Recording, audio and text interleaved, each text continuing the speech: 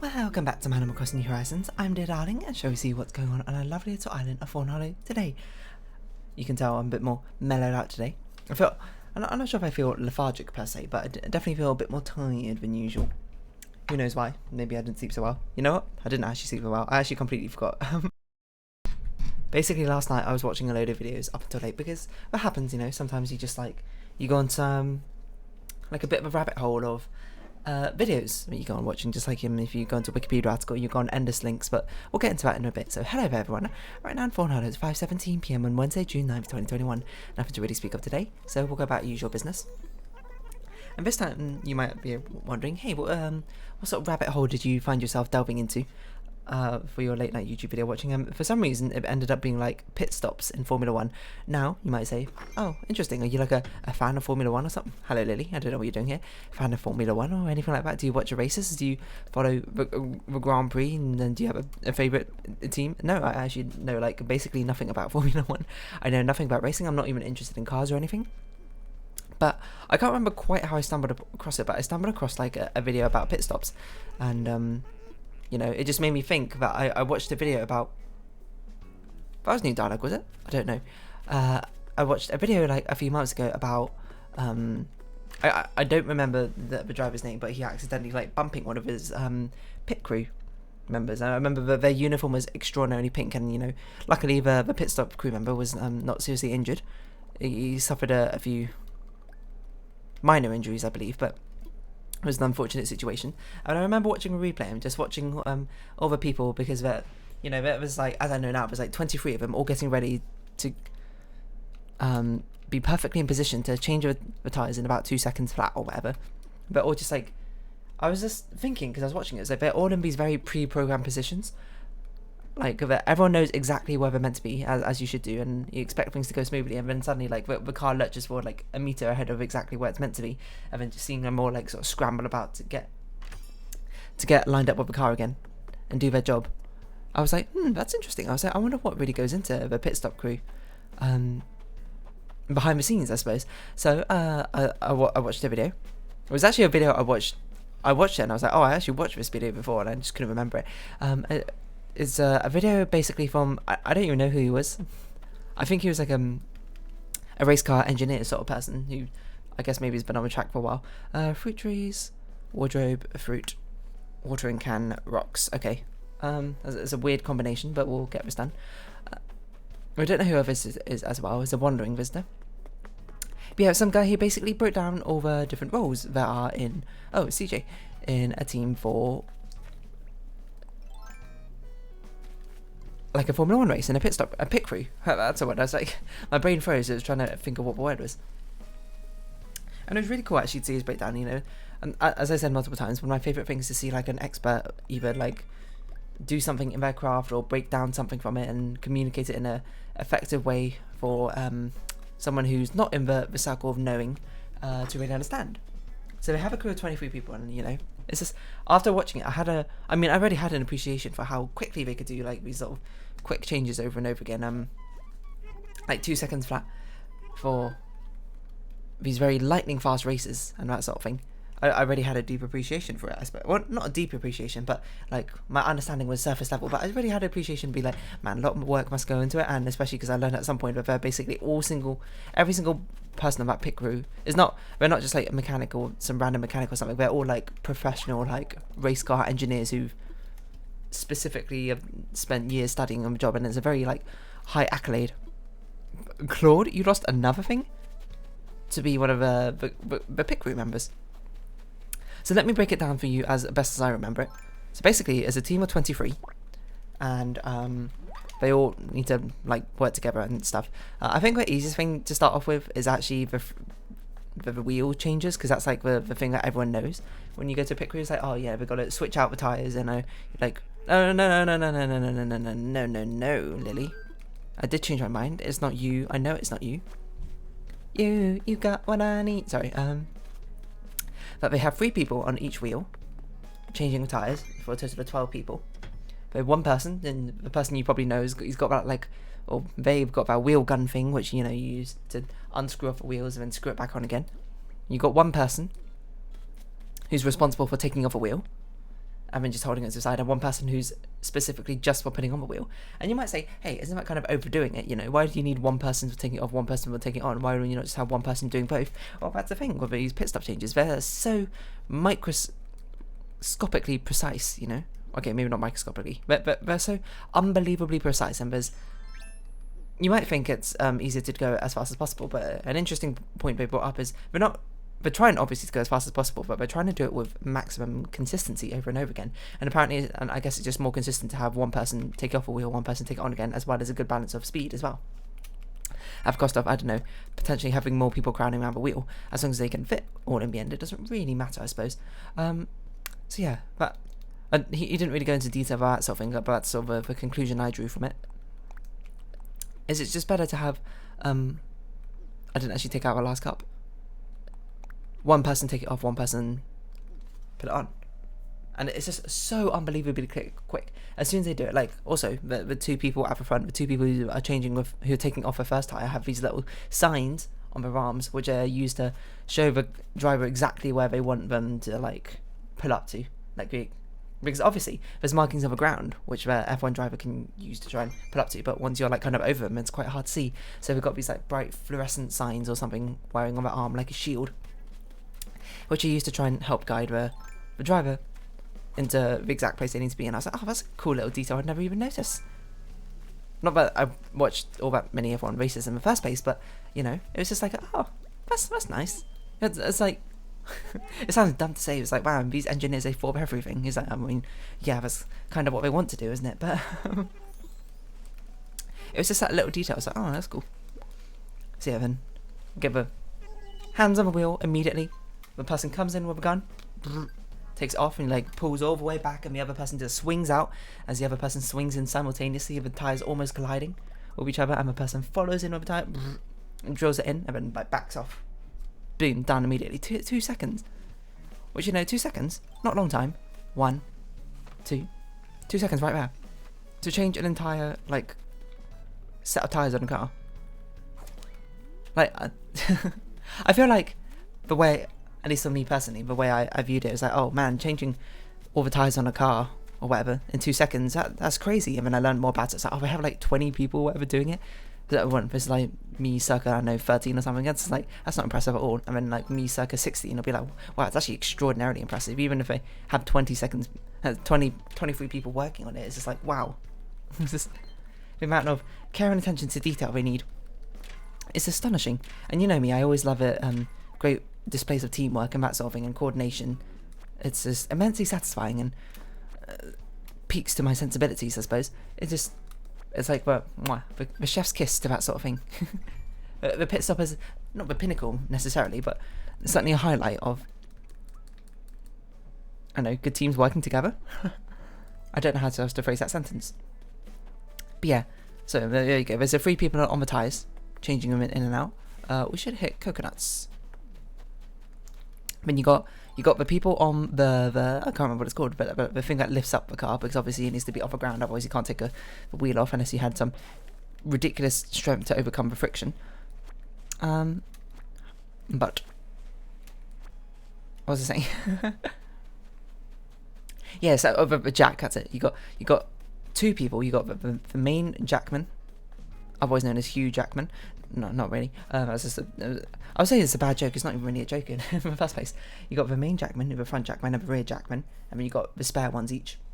They just like, you know, they run up. The first one's there. The front jackman's got a scary job, and he's the one who that guy who accidentally like ran into his pit crew member, just like sped into by accident. Well, I assume it was by accident. If it was on purpose, that would be, you know, scary if anything.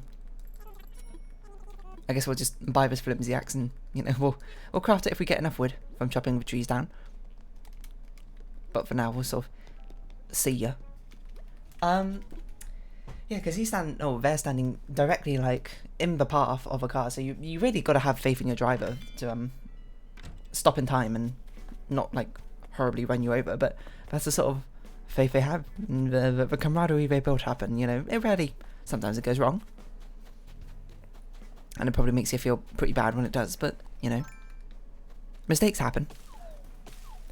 So they come in with their, like, jack, and they, like, slide it under the car, they, like, pump upwards.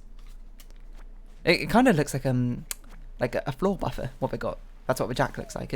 I know it's not, obviously.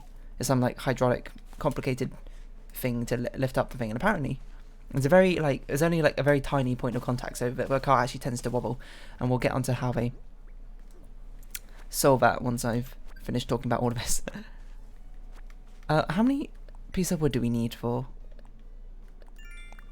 to create an axe? Chop down a tree. Is it 5? I feel like it's 5. Oh, it's only 3. 30? Perfect, I meant to say, but I said 30 for some unfathomable reason. We need to plant a fruit tree, don't we? Let's plant one then. But what was I saying? Yeah, so we get the jack and we pump it up, and then the front jack man. Once he pumps it up, it turns out the jack that he's got is like on a little like pivot swivel, so he can like swing around to the side, and then as soon as they're done, they can drop, like release all the pressure from jack, and he like swings out in a big arc to the side to get completely out of the way as the driver drives forward. It's like, whoa, that's crazy and dangerous as well. Like if you like lose your grip or something and the jack goes, the driver's gonna obliterate probably what's like a £50,000 piece of machinery. I don't know if it's that expensive, but this is kind of what I guessed. Hello, Amelia. Yeah, reverse jack person just sort of like pumps it and drops it and just like backs off, I guess. And the interesting thing is they've each got Goliath beetle. There's a spare front jacksman and a spare back jackman, because in case you, what am I doing? You can't do anything if the jacks aren't working and lifting up the car. So you got a spare one just in case like their jack fails or whatever. The spare guy can run in with the jack himself and prop it up just in case the situation calls for it. And I was like, that's smart. It's something you don't really think of. I bet at some point they probably only had like one jackman each, and then like the teams just kept running into scenarios where sometimes the jack would fail and they'd be like, oh man. And then some brilliant team probably came along and was like, why don't we just have a spare front jackman or a spare rear jackman as well? And then bada bing, bada boom. What are the chances that 2 of them fail? Not high. I wonder what happens if they both fail. It's just like they probably have a spare one sitting in the garage or something. It surprises me they don't also have like a spare person in the garage just like waiting. Right, they probably do a ton of maintenance and checkups on the jacks and all the equipment, I suppose, they use all the time. So it's not that it's unlikely to fail, but it would have to fail in between the checkups and It's always a wasp. They had to fail between the checkups and the actual time they come to use them. But yeah, we got the jackman. And then you got the people to stabilise the car. So what have we done? We've done 12 plus 4, so that's 16 so far. You got the people who need to stabilise the car, because as I said before, the jacks have like a very small point of contact with the actual car. So okay, goodbye axe. They tend to wobble about a bit too much if you're not careful, and you don't want any wobbling. You want the car to be perfectly balanced, like on a thin beam, effectively. So that it's a hot item, so that you can both, like all 4 wheel teams on either side can take off a wheel successfully rather than having to fight against gravity or accidentally knock it themselves, I suppose. So then you got one guy on the back, he's like holding down the back tail, and he's also got these special gloves on, which he uses to clean any debris off the back wing, because when it comes to F1 sports, you're trying to maximise speed, you need perfect aerodynamic shape, right? And any sort of like burnt rubber or plastic gunk that accumulates on the wings. Not literal wings of a car, but like wings which are, I guess they kind of look like wings, but don't think like plane wings, because that's not quite right. Anything that accumulates can, add air resistance. You don't want that, Every little bit counts when it comes to a sport of seconds, milliseconds even. What hot item do we need to craft? Let's customize some tools as well. I don't know what we need to customize. Shovel, probably, and slingshot? I don't think we've done slingshot for a while. It's hard to remember what I've customized recently, what I haven't. We haven't even shot down many things, but that's what I also thought last time, and then it broke my slingshot, so what can you really do? Yeah, so you got one person on the back, you got 2 people in the middle, who also, clean out like the not the engine part, like the turbine part, or whatever, on the sides. who also help steady, don't rock the boat. I mean, you've got 2 people at the front who do something with the front wing. I don't really know what they do, except for, I mean, I know they hold it down, but then the guy was like, oh, they adjust the front wings because they got like these little drill things that you can screw on. I don't really know how that works, but that's probably because I don't know anything about F1. So yeah, you got another 5 there. And who am I missing? That's 21. Oh yeah, you got the 2 like traffic warden controllers or whatever. Like one of them is the main one, quote, where he's the one who just watches and makes sure, and he's the one that gives the go signal for the driver. Once all the wheels and all the checkups have been done and he's ready to go, basically. He's the one who's just out front, he's just watching it go, and he's got the go switch. Which is, you know, he brought up a good point, but the person who was analysing this was like, oh, he looks like he's kind of doing nothing, he's just standing there. Well, really, he's got an important job, you know. In theory, supervisors always have a very important job as long as they, you know. In practice, maybe not always the case, depending on how competent the supervisor is, but and especially in school projects, it tends to go a bit downhill. But in general, you know, supervisors, important job. Oh, we need to make the wood axe. I forgot. He's overseeing anything, you know. Someone needs to pay attention to everything that's going on, and someone needs to give a signal to the driver he can go again, because the driver, once he's pulled in, the only thing he's focused on is exactly when to go. And if, you know, someone gives a too early a signal before wheels on, catastrophic. Someone gives a signal far too late, that's seconds wasted, you know. So these little things which add up. Oh, and then there's another traffic warden who, instead of watching the driver, he's watching the actual racetrack, because there's a safety regulation that if there's another car in the pit lane, you're not allowed to pull out until if the car's like in a certain zone. So he's just watching out for any cars, and if there's a car in the zone, he can override the first like traffic warden controller and tell the driver to stay put and go at his command instead. And I was like, oh wow, that's smart, you know. Obviously they have that sort of rule in for safety, because you don't want like people pulling out and just immediately crashing, or being like, I've got enough space to squeeze in there a little bit and accidentally like causing a crash. You know, that's sort of a thing you want to minimize in such a high intensity sport like Formula 1, where people are zipping around the track at like 120 miles per hour. Shell partition aroma pot. I think we can make an aroma pot. It's probably the cheapest out of those two. Shell partition is probably quite expensive. Aroma pot, if I remember, is just clay. Where is it? There it is. Just clay indeed. We don't have any, so we're going to have to pop back and grab some quickly, so we can also change our wardrobe and deposit anything we don't need. But yeah, that's how like 23 people make up a pit crew. And at some point you gotta, like, after learning about all that, I was like, I wonder if you could add even more people just for like even more security. But you know, there's not really much room around the car anymore. That's kind of like all you need. And then you also like think, what about when you need to refuel? I don't know what you do when you refuel. I don't know whose job that is. I guess they've got specific people to refuel as well, who just sort of chill around, I don't know, in the back rooms or something. Oh, I probably shouldn't put the wood away, now I think about it. I'll need it later. I'm saving it for the crafting recipe mission. Not recipe. Crafting mission. Whoa, chill out there. Whoa, chill out. What are we getting? Clay. And I don't need a video game studio. Turns out we don't need to save any more regular wood. We have enough regular wood. What was I saying? It's just, you know, I say it all the time. I love it when a plan comes together. I love when incredible displays of teamwork, I suppose, are exhibited. Something about it is like my specific, you know, like oddly satisfying thing. Like some people like when power washing gifts. Some people like, you know, like ASMR, that sort of thing. My thing is just like perfect teamwork and perfect synergy all coming together. It's just like, oh, yeah, that's the stuff. That's the stuff. Does that make me weird? Maybe. I don't know. It's just fun to watch, I suppose. And I think I also like highly efficient things. I like things being organised.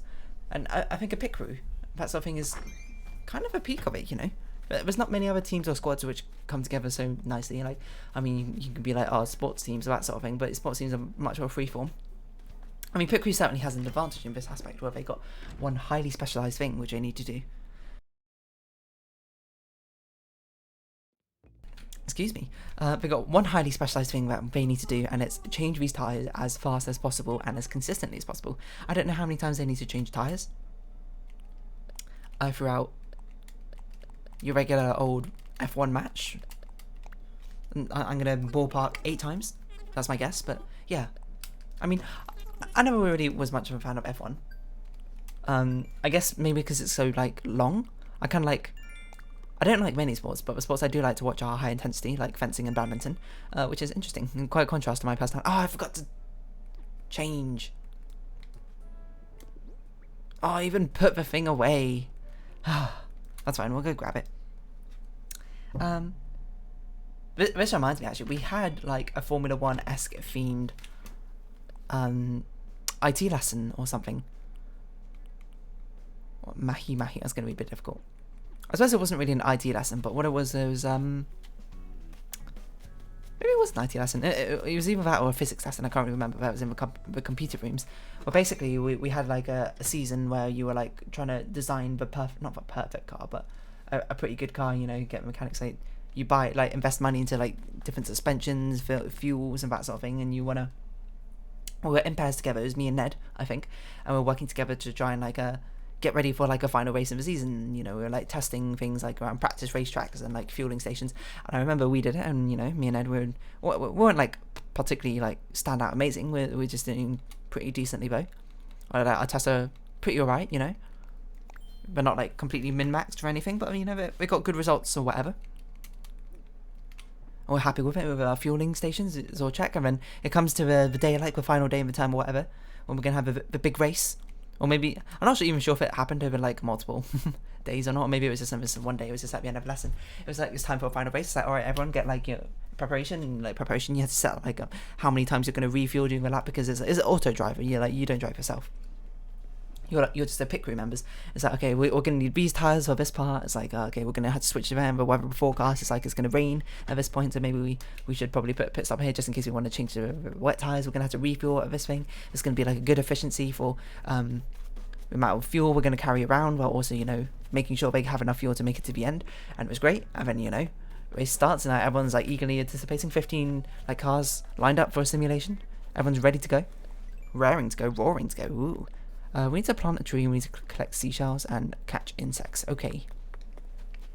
And like racing's going along and everyone's driving, is having a great time, but we just like we're trying to follow along ours, and we look at the other places, and we look back to our car, and we're just like, hey, where's our car gone? It's not on the scoreboard anymore. And it turns out our car like crashed like within the first 5 laps or something, and we're like, what? This is outrageous. It's blasphemous, and it's very upsetting at the time. In retrospect, it's actually just hilarious, because that's just how it goes sometimes, you know. Sometimes accidents happen. You can prepare as much as you want. The world is indifferent to all the preparations you necessarily put in, and sometimes through luck of a dice, or unluck of a dice, I suppose, bad things will just happen, and it will just end up being something disappointing happening, and you know, all the hard work you put in might not pay off. But you know, it's a learning lesson in of itself, to be able to have it as water off a duck's back, and just be able to move on from that situation. Like I'm sure that's happened multiple times in F1. It's just like some team like really prepared, they're like the favourites to win. It sounds good, because I don't want to think of another greeting for you. Currently, I like this conversation for like some people, like some teams, or you know, people as well. You know, why not? They're like the favourites to win. They've like super prepared. They've got everything ready. And then just like the day of a competition or the tourney or the race, the big race, or the big moment to shine, something unlucky happens, and it just goes catastrophically wrong. They just get extraordinary, disappointing results. You know. I feel like there's like 2 ways you can go about that. You can just like sit around and mope forever to being like, oh, whatever, I can't believe this happened, this is terrible. I guess there's 3 ways, and the other ways you can start flaming everybody and be incredibly rude, which is obviously not the way to go. Or you can sort of like pick yourself up and be like, alright, you know, it happens. What are we going to do next time to try and minimise this? Or maybe if it's just completely unlucky random chance, you just got to be able to move past it and be like, alright, I have to set my sights on the next one. Like, don't get me wrong, you can absolutely feel disappointed, you can feel angry, you're frustrated, that sort of thing, but you can't let that take over you. I guess is my view in the end of it. You gotta let it be able to wash over back. You gotta, you know, Gotta feel the frustration, feel the sadness and the anger and the disappointment at yourself, or at the circumstance or whatever happening. And then, once it's done, you know, you've let out that anger and frustration in a sensible, healthy way which doesn't hurt others. Or it would be like venting, I don't know, maybe you go to the gym, you throw a few more reps in of a lat pull down than you initially intended because you want to push yourself, you're just angry, you got that adrenaline, not adrenaline, but the angry, what's angry adrenaline? Rushing through, coursing through your veins, you know? And then, once it's done, you know, you just gotta look past it. You're gonna be like, alright, that's it. You know, you can't change your past. Unless time travel's invented, which it hasn't been yet. But in the future, maybe. There's nothing you can do except for look forward again. And that's it. It's about, to quote whatever movie this is from, it's not about how many times you get knocked down. It's about how many times you get up again. Or it's not about how hard you hit. It's about how hard you get hit and how hard you and keep on going, something like that. The Japanese saying, fall down 7 times, fall down 7, get up 8. Which, by the way, I'm going to point out for you, I'm going to ruin this saying for you. Fantastic saying. So it'll be like, you keep going, even if you fall down, you keep going up again, and then you won't have to get up again. And then you'll get up for a final time because you won't ever get knocked down again or something like that's obviously what the saying is sort of going for. It's 8, 9, 10, 11, perfect. The problem with that saying is if you get down 7 and get up 8 times, the implication is that either you've started in the knockdown prone position, or you are getting up twice at the end somehow, or you've gotten up one more time than you need to. Because if you get knocked down, if you're from the starting position, you get knocked down 7 times, you only get up 7 times again.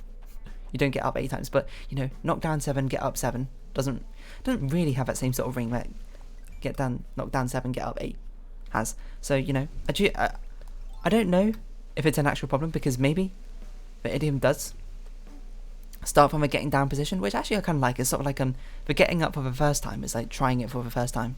I mean, you get knocked down 7 more times, and you get up 7 more times again. Or the final time is you getting up and persevering through to the end. Whoa. Hello, Dorado. You say Dorado, I say Dorado. Dorado, Dorado, Dorado, Dorado. Let's write the whole thing off. Something like that. That's how the song goes, right? I think that's that song.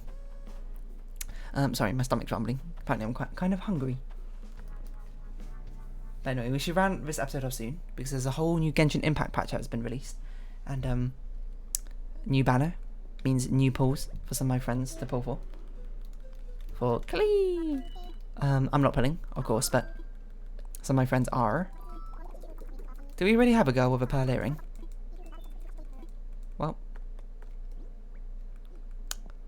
guess I'll just have to have another timeless replica of a famous painting. The original version just sitting in my storage, I guess. Sigh. I wonder if these actually sell for a lot of money, original paintings. Do you think they mimic the actual market price of these paintings? Like, oh, I want to sell the Mona Lisa. Oh, you want to get 50 billion bells. Okay, it's not that expensive probably, but still. So RNG of Crazy Red, you know. Been at it for at least a year. We still have many more paintings and statues left to go. Left to go. Sorry.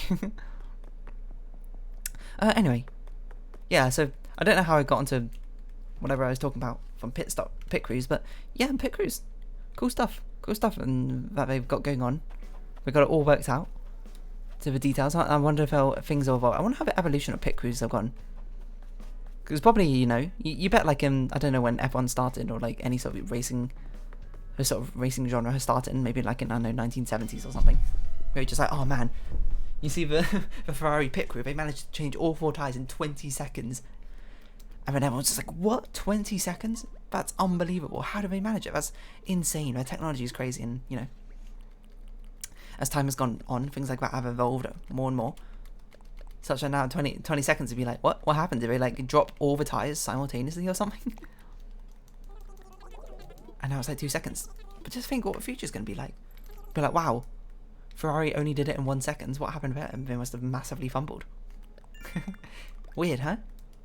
Or maybe you're listening to this being like, oh, it's not really weird, and you know what, fair enough, I guess. I think it's kind of... No, I don't think it's weird. I think it's cool. Weird in a cool way. I don't know what to buy, so let's just buy customization kits, I suppose. Oh, I didn't give Claude a present. Ah, well.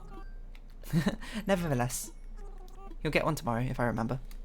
And if I don't, well, that's right, it's just dinosaur fossils anyway, no big deal.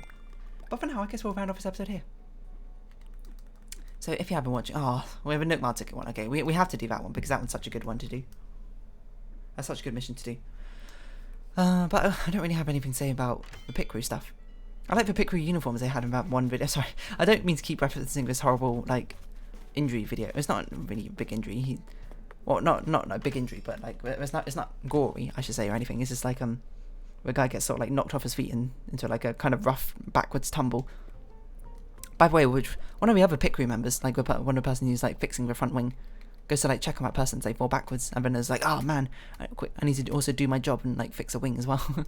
I thought that was just, you know, heartwarming to some degree. It's like they're willing to sacrifice some seconds of the pit crew's efficient time just to make sure that person was okay. But they've probably recovered by now. That was like half a year ago or something. So I hope they're doing well. You know, hope there wasn't any serious long-lasting injuries or anything like that. And yeah, that's really all I got to say about pit crews. It's got cool stuff. Not to be confused with turret crews. That'll be the topic for tomorrow's episode. But anyway, if you have been watching, thank you very much. This has been Animal Crossing New Horizons. I've been Dear Darling. Likes, comments, subscription, shares, all greatly appreciated. Link, follow me on Twitter and join me Dear Darling Discord down below. I hope we can see each other again. But for now, it's our farewell. So until next time, bye bye for now.